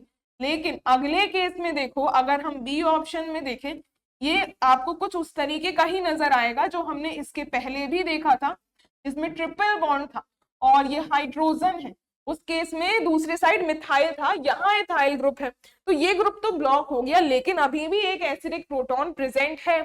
इससे अगर ग्रिग्नार्ड रिएजेंट मान लीजिए कोई RMgX इन जनरल हम ले लें, तो फिर R पे नेगेटिव, मेटल पे पॉजिटिव, और ये प्रोटॉन और ये नेगेटिव चार्ज एक्सचेंज हो जाएंगे और प्रोडक्ट क्या मिलेगा, प्रोडक्ट मिल जाएगा CH3 CH2, ये ट्रिपल बॉन्ड कार्बन के साथ MgX पॉजिटिव, MgX पॉजिटिव और साथ में R- के साथ H, तो जो भी है ये एल्केन मिल जाएगा और साथ में ये रिएजेंट दूसरी साइड ब्लॉक्ड है, अगर दूसरी साइड भी हाइड्रोजन होता ये भी MgX से रिप्लेस हो जाता और यही रिएक्शन देगी ग्रिग्नार्ड के साथ। बाकी ऑप्शंस में देखो, ये जो ट्रिपल बॉन्ड है इसमें कोई एसिडिक प्रोटॉन नहीं है, मतलब ट्रिपल बॉन्ड के बगल में दोनों ही साइड्स ब्लॉक है, नो एसिडिक प्रोटॉन। और लास्ट वाले ऑप्शन में ये डबल बॉन्ड है, तो इसमें भी रिएक्शन नहीं होगी, इसमें भी रिएक्शन नहीं होगी, और सिर्फ बी में ही ऑप्शन में एसिडिक प्रोटॉन से रिएक्शन होगी ग्रिग्नार्ड के साथ। अगले केस में देखिए, अब इसमें पूछा हुआ है कौन सा यहाँ पे जो ऑप्शंस गिवन है, कौन सा यहाँ पे हाइड्रोलाइज सबसे तेजी से होगा। हाइड्रोलिसिस रिएक्शन सबसे फास्ट वहां होती है जहां पे जब कार्बोकैटायन बने, ये जितने भी हैं alkyl halides kind of system है, तो हैलोजन निकलेगा और कार्बोकैटायन का जनरेशन होगा, और जहां कार्बोकैटायन सबसे ज्यादा स्टेबल होगा उसी केस में हाईएस्ट रेट ऑफ हाइड्रोलिसिस देखने को मिलेगी, उसी केस में हाईएस्ट रेट ऑफ हाइड्रोलिसिस देखने को मिलेगी। जैसे कि अगर CH3Cl की बात करी जाए तो सबसे पहले क्या होगा कि ये CH3 पॉजिटिव जनरेट होगा और उसके बाद होता है H2O का काम, और ये H2O आकर के CH3OH बना देगा। तो बात हमें यहाँ पे करनी है सिर्फ फर्स्ट वाले की, because this is the rate determining step, और ये रेट डिटरमाइनिंग जो स्टेप होता है, ये वाला जो रेट डिटरमाइनिंग स्टेप है जो कार्बोकैटायन, तो rate of hydrolysis, rate of hydrolysis directly proportional होगा stability of carbocation, stability of carbocation, और स्टेबिलिटी ऑफ कार्बोकैटायन हर एक ऑप्शन में देखो, जैसे ए में तो ये CH3 रेडिकल मिला, ऐसे ही अगर बी में ये Cl लॉस करवाओगे तो ये CH3 CH2 पॉजिटिव मिलेगा। सी ऑप्शन में क्या मिलेगा, सी में डबल बॉन्ड के साथ ही आपको ये पॉजिटिव आयन मिलेगा, ये डबल बॉन्ड के साथ ही पॉजिटिव आयन मिलेगा। और लास्टली अगर डी ऑप्शन में देखो, डी ऑप्शन में CH3O CH2 और इसके साथ पॉजिटिव आयन आएगा। अब इन सभी में से देखो स्टेबलाइजेशन, फर्स्ट वाले में CH3 में कोई स्टेबलाइजेशन नहीं है एक्स्ट्रा, बाकी नेक्स्ट में देखो ये CH2 CH2 दोनों में, इसमें देखोगे ये CH3 ग्रुप का ये हाइपर कॉन्जुगेशन इफेक्ट लगेगा और 3 अल्फा हाइड्रोजन्स की वजह से स्टेबलाइजेशन प्रेजेंट होगा, तो कंपैरेटिवली फर्स्ट से ज्यादा स्टेबल होगी। और ये तो अनस्टेबल है बिकॉज ये कार्बन sp2 में पॉजिटिव चार्ज, और पॉजिटिव चार्ज मतलब जहां पे आता वहां पे आता चार्ज, वहां पे पॉजिटिव चार्ज आना चाहेगा जहां इलेक्ट्रोनेगेटिविटी कम हो, और sp2 की कंपैरेटिवली sp3 के कंपैरिजन में इलेक्ट्रोनेगेटिविटी ज्यादा है, ये लेस स्टेबल होगा। और लास्ट वाले ऑप्शन में अगर देखो तो ये ऑक्सीजन पे होते हैं लोन पेयर, लोन पेयर ये इसके साथ बैंक डोनेशन कर लेंगे और ये एक तरीके का मीजोमेरिक इफेक्ट हो जाएगा। और मीजोमेरिक ये हाईली स्टेबल होगा, ये हाईली स्टेबल होगा, हाइपर कॉन्जुगेशन से भी ज्यादा स्टेबल। अब अगर इसमें स्टेबिलिटी का ऑर्डर देखो तो रेट ऑफ हाइड्रोलिसिस भी वही हो जाएगा, रेट ऑफ हाइड्रोलिसिस भी स्टेबिलिटी का ऑर्डर ही होगा। तो हाईएस्ट है जहां मीजोमेरिक स्टेबलाइज्ड है, जो कि ऑप्शन नंबर डी है। तो डी में सबसे फास्ट। उसके बाद जहां हाइपर कॉन्जुगेशन वाला केस है जो कि है बी ऑप्शन। उसके बाद जहां कोई स्टेबलाइजेशन नहीं है ए, और ये जो दूसरा सिस्टम है यहाँ तो लेस स्टेबल है, तो ये लेस स्टेबल वाली तो सी ऑप्शन लीस्ट होगा। तो ये डी बी ए सी रेट का ऑर्डर होगा और हाईएस्ट है डी ऑप्शन में, ये रहा हाईएस्ट रेट। अगले क्वेश्चन में देखो, अगले क्वेश्चन में ये कंप्लीट रिएक्शन दी हुई है जिसमें दो एल्किल हैलाइड मॉलिक्यूल्स की CH3Br के दो मॉलिक्यूल्स, एक ये रहा एक ये रहा, दोनों एक जैसे मॉलिक्यूल्स लिए हैं, sodium in presence of dry ether, ET2O dry ether ही है, ये ऑक्सीजन और ये दो इथाइल ग्रुप, ये ईथर डाई इथाइल ईथर। और इसके प्रेजेंस में जो रिएक्शन, ये दोनों CH3 रेडिकल्स आपस में कंबाइन करते हैं, ये रिएक्शन प्रोसीड करती है फ्री रेडिकल पाथवे से, ये रिएक्शन फ्री रेडिकल पाथवे से प्रोसीड करती है। और इस रिएक्शन को क्या कहा जाता है, ये वुड्स रिएक्शन होती है, वुड्स रिएक्शन होती है। कोई भी जनरल आप RX के मॉलिक्यूल, दो RX के मॉलिक्यूल ले सकते हैं, तो RX के मॉलिक्यूल ले सकते हैं और इसकी reaction sodium in presence of dry ether करवाई जाती है। और इसके साथ होता क्या है, ये X ग्रुप यहां से निकलते हैं और R ग्रुप, ये रेडिकल पाथवे से दोनों R ग्रुप एल्केन का फॉर्मेशन हो जाता है। और जब ये दोनों R ग्रुप एलिफेटिक हो तब ये वुड्स रिएक्शन होती है। जब ये दोनों R ग्रुप, दोनों R, ये R भी एलिफेटिक हो और ये दूसरा वाला भी एलिफेटिक हो, मतलब इसमें कोई डबल या ट्रिपल बॉन्ड प्रेजेंट ना हो, सॉरी डबल ट्रिपल बॉन्ड नहीं, रेजोनेटिंग यहाँ पे बेंजीन रिंग ना हो, तब इस रिएक्शन को वुड्स रिएक्शन कहते हैं, तब इस रिएक्शन को वुड्स रिएक्शन कहते हैं। और इसमें साथ के साथ निकल जाता है NaX के दो मॉलिक्यूल्स, NaX के दो मॉलिक्यूल्स, और इस रिएक्शन को कहते हैं वुड्स रिएक्शन। कॉलबेज रिएक्शन में तो CO2 निकलता है और वो इसमें बात नहीं होगी, हाइड्रोजनेशन भी नहीं, क्योंकि H2 का एडिशन हाइड्रोजनेशन कहलाता है, और कोरे हाउस रिएक्शन भी नहीं होगी। इसके अलावा इसकी वैरायटी की भी बात करें अगर, तो वुड्स रिएक्शन है, इसी के अलावा होती है Wurtz Fittig reaction. Wurtz Fittig में क्या होगा कि एक R ग्रुप तो होता है एलिफेटिक और दूसरा वाला होता है एरोमेटिक, और एक R ग्रुप होता है एरोमेटिक, तो ऐसी रिएक्शन को कहा जाता है वुड्स फिटिक रिएक्शन। और लास्टली होती है फिटिक रिएक्शन, लास्टली होती है फिटिक रिएक्शन। इसमें R ग्रुप दोनों ही R ग्रुप एरोमेटिक होते हैं, तब हो जाता है उस रिएक्शन का नाम फिटिक रिएक्शन। वुड्स अलग साइंटिस्ट था, फिटिक अलग साइंटिस्ट था, दोनों ने ही, एक ने रिएक्शन दी एलिफेटिक के साथ, दूसरे ने एरोमेटिक के साथ, इसलिए बीच वाली रिएक्शन भी वुड्स फिटिक हो गई, अलग अलग, वुड्स अलग हो गई, फिटिक अलग हो गई। हमसे यही पूछा हुआ था, कोई और भी यहाँ पे R ग्रुप की जगह यही अगर एक मान लीजिए यहाँ पे, एक मान लीजिए ये सी ब्रोमीन के साथ और ये CH2Br दे देता, ऐसा सिस्टम होता है एरोमेटिक वाला। तो ऐसे सिस्टम्स में और ये CH3Br के साथ करता तो सीधा सीधा यहाँ CH2 और CH3 ये आपस में जुड़ जाते, ऐसे रिएक्शन होती है। अगले में केस में देखिए, अब ये रिएक्टिविटी टुवर्ड्स सोडियम बताना है कि अगर ये एल्कोहल्स प्राइमरी, सेकेंडरी और tertiary, rate of reaction towards sodium क्या होगा, एल्कोहल्स की rate of reaction towards sodium.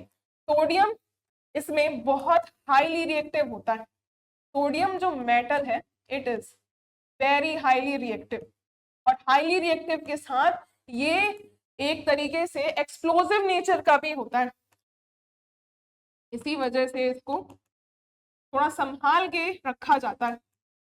जैसे लेबोरेटरी में आपने देखा होगा, तो ये अगर थोड़ा सा भी खुला छूट जाए तो आग लगने के चांसेस होते हैं, बर्स्ट हो जाता है, दैट्स वाई इसको केरोसिन ऑयल में प्लेस किया जाएगा।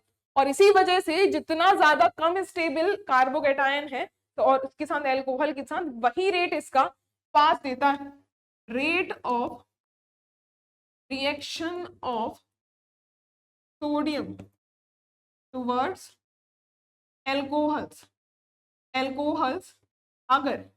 एल्कोहल्स अगर प्राइमरी होंगे सबसे ज्यादा फास्ट, फिर सेकेंडरी वाले और फिर टर्शरी वालों के साथ रेट इसका लीस्ट देखने को मिलता है। प्राइमरी सबसे ज्यादा, फिर सेकेंडरी और फिर टर्शरी। अगले केस में देखिए, अब ये भी जीआईसी का ही क्वेश्चन है और ग्लिसरॉल रिएक्ट करेगा अगर ऑक्सैलिक एसिड के साथ 260 डिग्री सेल्सियस यानी कि हीट कर रहे हो आप। फाइनली क्या मिलेगा प्रोडक्ट? ग्लिसरॉल होता है 3 कार्बन में OH ग्रुप लगे हों, उसको कहा जाता है ग्लिसरॉल। ये हो गया ग्लिसरॉल का स्ट्रक्चर, ये बना लिया हमने ग्लिसरॉल। इसके बाद रिएक्शन अगर ऑक्सैलिक एसिड के साथ करवा रहे हो, that mean C double bond O OH, ऐसे ही C double bond O OH, 2 molecules के साथ आप हीट करवाया। हीट करवाने पे ये आपस में वाटर मॉलिक्यूल का लॉस कर देंगे और ये H2O मॉलिक्यूल ये दोनों ही साइड से निकल जाएगा। 2 वाटर मॉलिक्यूल का लॉस होगा, a kind of condensation reaction मिलेगी। तो कंडेंसेशन रिएक्शन से ये आपस में जब रिएक्ट करके तो एक चेन डेवलप हो जाएगी। कैसे डेवलप होगी? H2O का लॉस करवाएंगे तो बीच में ऑक्सीजन बचा और ये कार्बन डबल बॉन्ड O और नीचे CH2 oxygen carbon double bond O, carbon double bond O ये आपस में जुड़ जाएंगे, जुड़े ही हुए थे, और ये CH2OH। ऐसा हमें इंटरमीडिएट मिला। इसके बाद जैसे हीट अगर कंटिन्यू कर ही रहे हो और ये दो जो CO2 मॉलिक्यूल है ये आपस में कैसे रिएक्ट करेंगे, इसको हमने किया है हीट करने पे ये मॉलिक्यूल आपस में टूटता है, यहाँ से बॉन्ड निकलेगा, ये बॉन्ड निकलेगा और ये बॉन्ड यहाँ पे आपस में रीअरेंजमेंट हो जाएगी। इसमें रीअरेंजमेंट में देखो, ये जो CH2 की चेन है, ये 3 कार्बन की जो चेन है, ये CH और ऑक्सीजन का बॉन्ड टूट चुका है, ये बॉन्ड भी टूट चुका है, सिर्फ ये 3 आपस में जुड़े होंगे, इन दोनों के बीच में डबल बॉन्ड आ चुका है। ये CH2 के बीच में यहाँ पे भी डबल बॉन्ड, और एक चीज देखो, ये CH, ये यहाँ पे एक ही हाइड्रोजन होगा, ये एक ही हाइड्रोजन होगा, इधर भी एक ही हाइड्रोजन होगा, यहाँ भी एक ही हाइड्रोजन होगा। अब यहाँ जो फाइनल प्रोडक्ट बनाएंगे इसमें ये CH2OH, ये फाइनली प्रोडक्ट बनेगा। और ये देख सकते हो ये दोनों कार्बन के बीच का बॉन्ड टूट चुका है और ये ऊपर ये double bond as it is था, और इन दोनों में ये CO2 गैस, एक CO2 गैस इधर से निकली, दूसरी ये बॉन्ड टूटा इनके बीच में, कार्बन डबल बॉन्ड O था और ये बॉन्ड यहाँ पे एक और डबल बॉन्ड O आ गया, तो ये एक और CO2 मॉलिक्यूल यहाँ से रिलीज हुआ। तो ओवरऑल देख सकते हो 2 CO2 के मॉलिक्यूल यहाँ से एलिमिनेट हो गए, 2 CO2 के मॉलिक्यूल यहाँ से एलिमिनेट हो गए, और फाइनली जो प्रोडक्ट मिला CH2 डबल बॉन्ड CH और CH2OH। इसका नाम अगर देखो, नाम कैसे होगा, ये प्रोपीन 3 कार्बन का है, 3 कार्बन में से 1 2 3 1 2 3, तो 1 2 3 में 1 पे ऑल, 1 हाइड्रोक्सी प्रोपीन ऑल हो जाएगा, सॉरी 1 से प्रोपीन 3 ऑल हो जाएगा। नेमिंग की कोई इसमें नीड नहीं है आपको। ऑप्शंस में देखिए फर्स्ट ही करेक्ट है क्या? यस, फर्स्ट ही करेक्ट है। यहाँ तो बाकी जगह CHO है और बाकी ऑप्शंस में OH ग्रुप ही नहीं है, ए ऑप्शन करेक्ट होगा। इसके बाद ये रिएक्शन में बेंजामाइड की रिएक्शन P2O5 के साथ करवाई जा रही है और प्रोडक्ट क्या बनेगा? हीट करवा रहे हो बेंजामाइड को, C6H5CONH2, C6H5CONH2, इसका नाम होता है बेंजामाइड। बेंजामाइड अगर P2O5 के साथ रिएक्शन करे और हीट कर रहे हैं तो क्या बनेगा? P2O5 क्या होता है? ये एक डिहाइड्रेटिंग एजेंट होता है, ये एक डिहाइड्रेटिंग रिएजेंट होता है, और डिहाइड्रेटिंग रिएजेंट यानी कि वाटर मॉलिक्यूल का तो लॉस होगा। वाटर मॉलिक्यूल कहाँ से निकलेगा? सोचो जरा, अगर वाटर मॉलिक्यूल कहीं से निकले तो ये हाइड्रोजन है और ये ऑक्सीजन है, ये दोनों मॉलिक्यूल्स निकलेंगे और सीधा सीधा सिर्फ साइनाइड ही बचेगा, सीधा सीधा बेंजीन रहेगी और CN बॉन्ड रहेगा, तो ये साइनोबेंजीन का फॉर्मेशन हो जाएगा। C6H5NH2 नहीं, ये बनेगा CN का फॉर्मेशन होगा, NC भी नहीं रहेगा, अटैचमेंट नहीं बिगड़ेंगे, सीधे सीधे ऐसा ही प्रोडक्ट मिलेगा। नेक्स्ट केस देखो, नेक्स्ट केस है, अब ये रिएक्शन एल्कीन की ब्रोमीन के साथ 500 डिग्री सेल्सियस पे हीट करवा रहे हैं। ऐसे अगर एल्कीन की ब्रोमीन के साथ हाई टेम्परेचर पे रिएक्शन होती है तो एलाइलिक पोजीशन पे सब्स्टिट्यूशन होता है। अगर एल्कीन अगर हमने एल्कीन की रिएक्शन करवाई है ब्रोमीन के साथ और बहुत हाई टेम्परेचर लिया है, हमने बहुत हाई टेम्परेचर लिया है, उस केस में क्या होगा, एलाइलिक सब्स्टिट्यूशन होगा। Allylic substitution of bromine, bromine का एलाइलिक सब्स्टिट्यूशन होगा। इस पर्टिकुलर केस में प्रोपीन में CH3CH और ये डबल बॉन्ड CH2, इसकी रिएक्शन करवाएं अगर, एक और R ग्रुप है, एक और प्रोपीन नहीं है तो एक जनरल एक R ग्रुप है, एक जनरल R ग्रुप लेना है, तो कोई भी एल्कीन हो इसकी रिएक्शन अगर आपने ब्रोमीन के साथ कराई है और 500 डिग्री सेल्सियस है, यानी कि हाई टेम्परेचर ही, वेरी हाई टेम्परेचर, और वेरी हाई टेम्परेचर में एलाइलिक पोजीशंस कौन सी होगी, ये होती है allylic position. Double bonded carbon से जो कार्बन अटैच होता है, डबल बॉन्डेड कार्बन से जो कार्बन अटैच होता है उसको एलाइलिक कहते हैं। और एलाइलिक यहाँ पे सब्स्टिट्यूशन होने के बाद ये बन जाएगा यहाँ पे ब्रोमीन का एडिशन, सब्स्टिट्यूशन, और ये रहेगा कुछ इस तरीके का प्रोडक्ट। यहाँ तो ब्रोमीन का एडिशन ही करवा दिया, ये तो ब्रोमीन का एडिशन हो गया, Br2 का एडिशन हो गया, लेकिन यहाँ तो सब्स्टिट्यूशन करवाना है, ये तो नहीं होगा। अगले केस में तो यहाँ पे सीधे सीधे एलाइलिक पोजीशन पे, सॉरी विलायनिक पोजीशन पे यहाँ पे सब्स्टिट्यूशन करवा दिया, ये भी नहीं होगा। ये रहा एलाइलिक सब्स्टिट्यूशन, ये रहा एलाइलिक सब्स्टिट्यूशन। और ये लास्ट केस में तो HBr का एडिशन करवा दिया। HBr तो कैसे भी हो ही नहीं सकता, H तो है ही नहीं एडिशन करवाने के लिए। अगले में देखो, नेक्स्ट है अगर क्यूनिलीन की रिएक्शन करवाई जाए और वो भी इलेक्ट्रोफिलिक सब्स्टिट्यूशन वाली, इलेक्ट्रोफाइल अगर अटैक करता है क्यूनोलीन में, तो उसकी प्रेफरेंशियली कौन सी पोजीशंस पे अटैक हो सकता है। क्यूनोलीन का स्ट्रक्चर, दो बेंजीन रिंग्स आपस में जुड़ी होती हैं और दूसरी वाली में नाइट्रोजन होता है, ऐसा होता है क्यूनोलीन का स्ट्रक्चर। और इनमें अगर साइड्स की बात करें तो ये नंबर 1, ये 2, ये 3, ये 4, ये 5, 6, 7 और 8, ऐसी इसकी IUPAC नेमिंग करी जाएगी।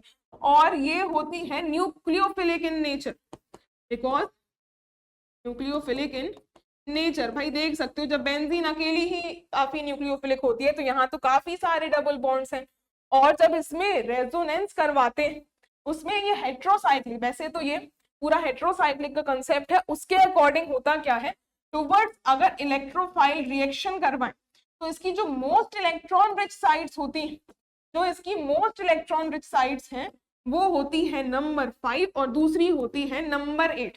तो 5 और 8 पोजीशन पे 5 and 8 are most reactive towards electrophilic substitution reaction, towards electrophilic substitution reaction। और ऑप्शंस में देखो तो सेकंड दिया है, थर्ड दिया है, सेवेंथ है, एट्थ है, 5 नहीं दिया, एक ही देगा वो आपको, दोनों तो देगा ही नहीं एक साथ क्योंकि MCQ है। ऑप्शन नंबर अगर 5 दिया होता 8 की जगह तो वो भी करेक्ट होता, ये दोनों ही इक्वली यहाँ रिएक्टिव होती हैं टुवर्ड्स इलेक्ट्रोफाइल, मतलब इन दोनों साइड्स में सबसे ज्यादा यहाँ इलेक्ट्रॉन डेंसिटी लाई कर रही होगी।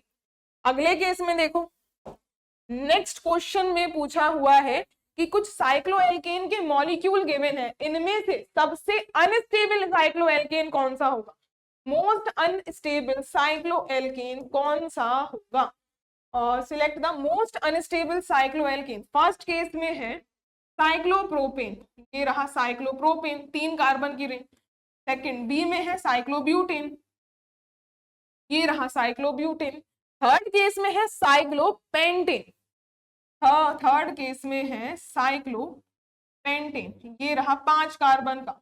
और डी में है साइक्लोहेक्सेन, साइक्लोहेक्सेन। अब साइक्लोहेक्सेन तो होता है मोस्ट स्टेबल वाला, पूछा था out of the following select most unstable वाला। अनस्टेबल वाला ये तो 6 मेंबर की रिंग ऐसे एग्जिस्ट करती है और ये सबसे ज्यादा स्टेबल होते हैं, मोस्ट स्टेबल होते हैं। और इसी तरीके से आप देख सकते हैं जैसे जैसे हमने ऑप्शंस में आगे मूव करते गए तो नंबर ऑफ कार्बन बढ़ रहे हैं, तो नंबर ऑफ कार्बन के बढ़ने से रिजिडिटी घट रही है, रिजिडिटी घट रही है, डिक्रीज हो रही है, और फ्लेक्सिबिलिटी बढ़ रही है, फ्लेक्सिबिलिटी इंक्रीज हो रही है, और फ्लेक्सिबिलिटी इंक्रीज हो रही है। फर्स्ट में देखो ये वाला सबसे ज्यादा रिजिड सिस्टम है, इसमें रिजिड सिस्टम है, रिजिडिटी बहुत ज्यादा है, रिजिडिटी बहुत ज्यादा है। इसका मतलब क्या, रिजिडिटी ज्यादा होने का मतलब क्या कि ये मोस्ट अनस्टेबल होगा, 3 कार्बन का सबसे ज्यादा अनस्टेबल होगा, यही पूछा हुआ था। तो साइक्लोप्रोपेन सबसे अनस्टेबल सिस्टम होगा। और इसी में अगर स्टेबिलिटी का ऑर्डर देखो तो लेफ्ट टू राइट जाने पे स्टेबिलिटी इंक्रीज होगी, स्टेबिलिटी इंक्रीज होती जा रही है। नेक्स्ट देखिए, अब इनमें से कुछ एल्कोहल्स गिवन है और कौन सा सबसे ज्यादा रिएक्टिव होगा टुवर्ड्स Na2Cr2O7, मतलब सोडियम डाइक्रोमेट के साथ हाईएस्ट, मतलब इनमें से कौन सा रिएक्ट ना करे सोडियम डाइक्रोमेट के साथ। ये रिएजेंट्स में अगर बात करें तो Na2Cr2O7 और H2SO4, ये होता है एक बहुत ही बेहतरीन oxidising agent, it is a very strong oxidising agent, very strong oxidising agent. और ये स्ट्रॉन्ग ऑक्सीडाइजिंग एजेंट जो होते हैं ये एल्कोहल, अगर प्राइमरी एल्कोहल है, प्राइमरी एल्कोहल ऑक्सीडाइज हो जाते हैं कार्बोक्सिलिक एसिड में, कार्बोक्सिलिक एसिड में। जैसे कि मान लीजिए R सीधा सीधा अगर साइड से OH है तो ये कोई जैसे मान लीजिए RCH2OH प्राइमरी एल्कोहल, ये ऑक्सीडाइज हो जाएंगे RCOOH में। इसी तरीके से अगर कोई सेकेंडरी एल्कोहल है, इसकी रिएक्शन करवाने पे ये कीटोन में ऑक्सीडाइज हो जाते हैं। कैसे, secondary alcohol R group carbon और CH, R ग्रुप है, कोई CH ग्रुप है और ये CH3 है, मान कोई OH लगा है, ऑक्सीडाइज अगर इस रिएजेंट को ऐड करते हैं क्या मिलेगा, ये OH ग्रुप ऑक्सीडाइज होके कीटोन में ही बन सकता है। यहाँ कार्बोक्सिलिक ग्रुप टर्मिनल में बनते हैं, बीच में नहीं। तो ये मिलकर के RCH, ये हाइड्रोजन निकल जाएगा और इसमें कीटो ग्रुप का फॉर्मेशन होगा और ये CH3, ऐसे कीटोन का जनरेशन होता है। फर्स्ट में देखो ये टर्शरी सिस्टम, और इसी में टर्शरी की हमने अभी बात करी नहीं है, टर्शरी की भी बात कर लेते हैं। जो 3 डिग्री एल्कोहल होते हैं ये इसमें से ऑक्सीडाइज, इसमें अगर रिएजेंट डालो तो कोई रिएक्शन नहीं होती, they do not react. Tertiary जो एल्कोहल्स होते हैं वो सिर्फ स्पेशल रिएजेंट, एक ही रिएजेंट होता है उससे ही ऑक्सीडाइज करवाए जा सकते हैं और बाकी जनरली ऐसे ये रिएक्ट नहीं करते। तो ये पहले वाले केस में देखो यही है टर्शरी सिस्टम। ए में जो सिस्टम गिवन है ये CH3 कार्बन पे एक ही में 3 है और यही है टर्शरी एल्कोहल और यही रिएक्ट नहीं करेगा, इसकी कोई रिएक्शन नहीं होगी। और ये ही पूछा है विच डज नॉट रिएक्ट, पहला वाला रिएक्ट नहीं करेगा। अगला देखो ये जो सिस्टम है ये कार्बन से 2 कार्बन है, दैट मीन्स 2 डिग्री एल्कोहल है और ये कीटोन में ऑक्सीडाइज हो जाएगा। और थर्ड वाले केस में ये प्राइमरी एल्कोहल है और ये कार्बोक्सिलिक एसिड बना लेगा। और ये ऑप्शन ऑल ऑफ दिस तो है नहीं, सिर्फ फर्स्ट वाला करेक्ट होगा। नेक्स्ट, और ये आज के सेशन का लास्ट क्वेश्चन है, इसमें पूछा हुआ है एक रिएक्शन है, क्लोरीन है और एल्कोहलिक ग्रुप दोनों एक साथ लगे हैं और इसमें से ये साइक्लिक एडिशन, साइक्लो यहाँ पे साइक्लाइजेशन हो रहा है, क्लोरोहाइड्रेट्स अंडरगो साइक्लाइजेशन रिएक्शन, फास्टेस्ट किसमें होगी और ये N का क्या नंबर होना चाहिए। अगर ये CH2 और इसमें होल N है, OH ग्रुप है, ये मिलकर के CH2 होल N और इसमें से O, तो मतलब साइक्लाइजेशन जो रिंग है कि 5 मेंबर की अगर रिंग बनती है, इस केस में अगर इसमें 5 मेंबर की रिंग बनती है, जैसे ये CH2 और ये CH2, ऐसी अगर ये 5 मेंबर की रिंग बन, तो ये मोस्ट स्टेबल होती है, 6 मेंबर से भी ज्यादा स्टेबल होती है।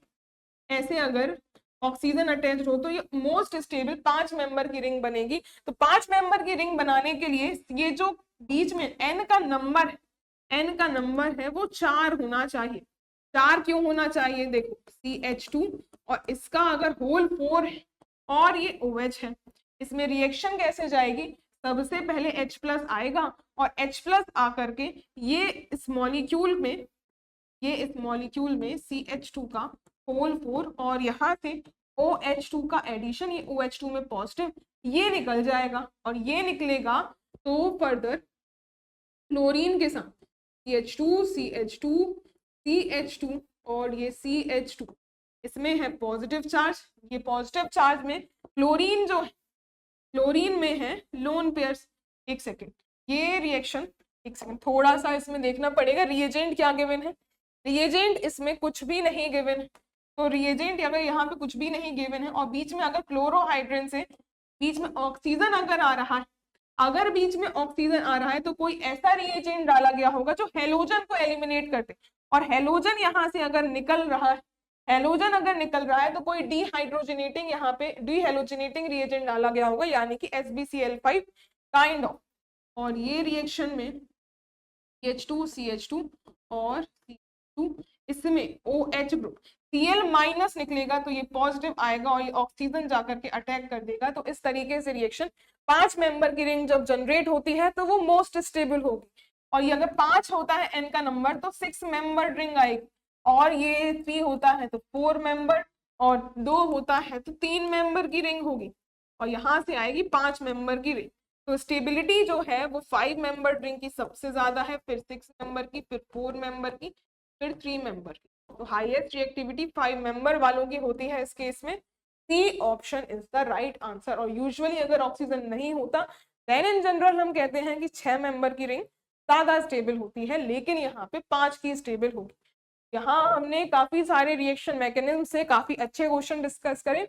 आई होप आपको ये लेक्चर समझ में आया हो, और अब इसके बाद हम कोई और नया टॉपिक देखेंगे। इसके रिएक्शन मैकेनिज्म के भी आपको और लेक्चर्स देखने के लिए मिलेंगे, काफी सारे इसके, क्योंकि क्वेश्चंस एग्जामिनेशन में ऑर्गेनिक के इस पर्टिकुलर टॉपिक से बहुत हाई नंबर ऑफ क्वेश्चंस आते हैं। तो फिर मिलेंगे नए टॉपिक के साथ, नए क्वेश्चंस के साथ। Thank you so much.